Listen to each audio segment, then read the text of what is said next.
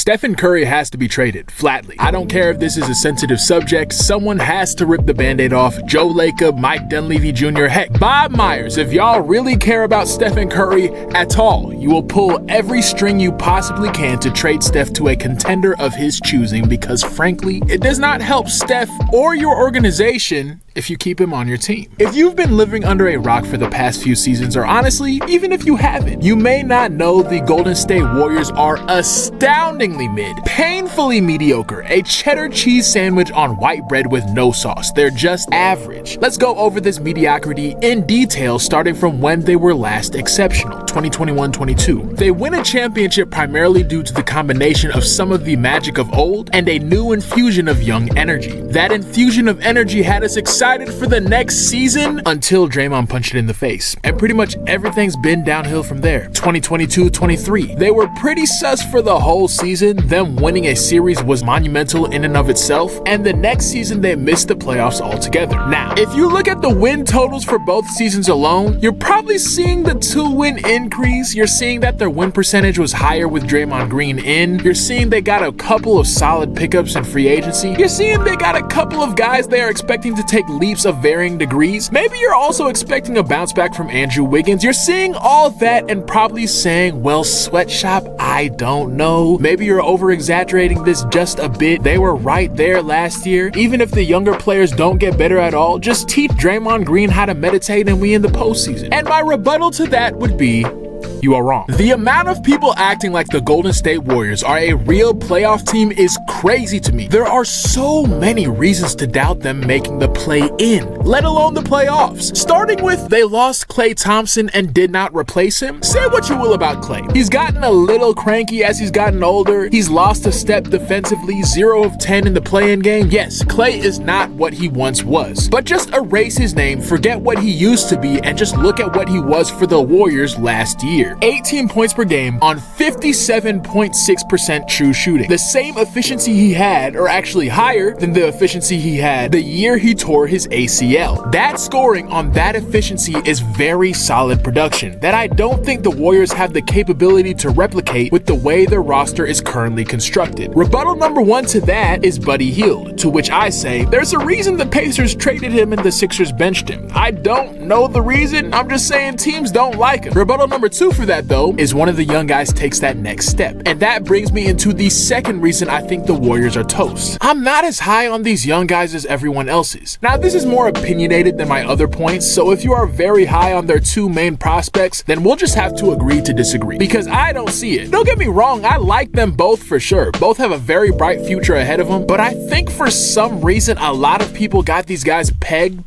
as future all-stars, and I just don't see it. Podziemski is a good shooter and just a good player to have with any lineup. You can tell he's thoughtful and smart on both ends of the court. Like, I enjoy watching him, but I'd be lying if I said I see future all-star in him. I don't think it's out of the realm of possibilities for him, but to fully bet on it would be irresponsible, let alone bet on it to happen before Steph and Draymond's production falls off. That's a whole nother issue. Kuminga is another really solid player who's shown even more flashes, but I just don't see this perennial all-star type player out of him that everyone else does. He's just missing one extra skill for me. He's also a weird positional fit. He can't shoot well enough to play an effective 3, and he's not big enough to play the 5 full time. He's best suited for Draymond's spot, and Draymond is still one of your best players who you want on the court as much as possible. He is only 21 going on 22, so it's not out of the realm of possibility. Again, dumb YouTuber, don't know anything about scouting and running a franchise, but just look at Golden State's recent track record. Who out of Golden State's recent draft history gives y'all the confidence to think they're gonna knock it out of the park with these guys' development? Hell, one of the guys they drafted, if anything, started off good, got better, and then went backwards. Again, I like these guys. They are both already very solid contributors. I just don't trust Golden State's development enough to override what I see in them, which is the ceiling of a high-level starter, 3rd to 4th best player on a champion. And even if they both reach that ceiling, that is not good enough to make them competitive in the West, which leads into the third reason I don't think the Warriors are a real playoff team. The NBA is stacked, and on top of that, the West is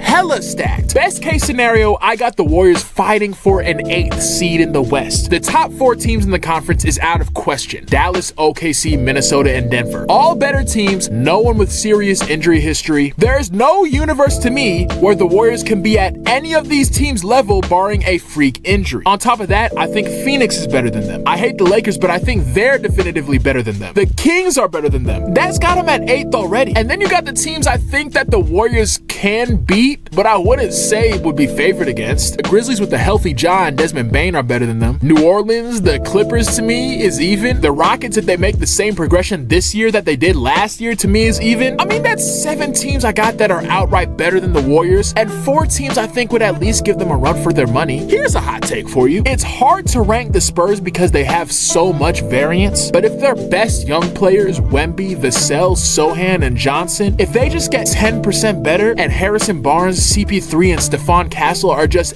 adequate rotation players, can you honestly tell me that the Spurs won't at least be on the same level as the Warriors? I can't say that personally. The West is just too deep. Even if you add into the equation exponential growth to Podziemski and Kuminga, that I just don't think is realistic. And that's not even the biggest issue for this team. The biggest issue for me is when you go to the other end of the spectrum, from progression to regression, and look at Stephen Curry specifically. That's the final reason I don't think the Warriors are going to be that good, and it's the main reason why I think the Warriors have to trade the chef as soon as possible. Steph Curry don't have a lot of time left. Hell, his time as a top 10 player may already be up. I personally don't think it is. I think he's poised to have another year similar to the last one, but when creating the equation calculating the Warriors' potential outcomes next season, we have to at least include the possibility that Steph continues the production he showed us at the end of last year. Again, I don't think it'll happen, but we gotta include the possibility. Steph is old. He's got a lot of miles on his body. But he's dealt with a lot of leg injuries. He doesn't have insane size like the other 2 old guys still kicking it in the top 10. And he does depend on athleticism to be at his best. Yes, because of his shot, he can be a valuable rotation player pretty much as long as he can play NBA level defense. But for him to be the best in the league, he has to have that best endurance in the league, which allows him to be the best off-ball player of all time while still being a solid defender. This is an athletic ability that does depend on age. Again, I don't think his fall off is gonna happen next season, but to act like he's gonna be a top 10 guy till he's 40 like LeBron because he can shoot, I don't know. To me, it just seems unrealistic. And that's why you have to trade him Golden State. Steph is not at the stage yet where he's just a PR hire. Despite his age, that man is still the baby-faced assassin. He can still, in my opinion, lead a well-built team to a championship. And even more than that, he wants to have that opportunity. His quotes have more than hinted at that. Do I want to see Steph in a different jersey? No, that would look weird as hell, but I want to see Steph waste away his final years as one of the best players in the league on a mediocre roster even less. Golden State, the only way it is justifiable for you to keep Steph is by making moves to at least make the team a fringe contender. Oh, but they can't do that because they like their young guys too much, and them and Draymond Green are worrying about the team's future. They could have gotten PG but did not want to give up Kuminga. They could have gotten Lowry but did not want to give up Podziemski. And now I just don't see who's out there that can legitimately give them a chance to be in the mix. And even if that perfect player is out there, I don't think the Warriors would be willing to pull the trigger on a trade. And that's fine. It is okay for you to like your young guys. But if you do that and they are not good enough to help lead your team on a deep playoff run in this upcoming season, which I don't think they will be, then you have to trade Steph, not just for him, but for you as well. With Steph and no serious moves, you aren't going to be good enough to be a contender, but you sure as hell aren't going to be bad enough to get a decent lottery pick. Plus, with every year that goes by, the assets that you can get in return for Steph in a trade continues to go down. Of all the options you have for your roster, keeping Steph while also refusing to trade your assets to get a star talent is the most egregious move. It literally just wastes everyone's time, including yours. Really, what is there to gain from this? Someone tell me in the comments, because I legitimately cannot think of a single benefit. So, in conclusion, to the Warriors, here's the TLDR for the whole video. I know you like your young players. I do too. I know you want to keep Steph in a Warriors jersey for his whole career. Again, I do too. I do get why you would want to just keep everybody and hold serve. But unless your guys take an insane leap as soon as the next season, keeping everyone is just wasting everyone's time. So from the bottom of my heart, Golden State front office, it's time to shit or get off the pot. With that, please like and subscribe, comment down below what you think about this, and stay sweaty, ladies and gentlemen.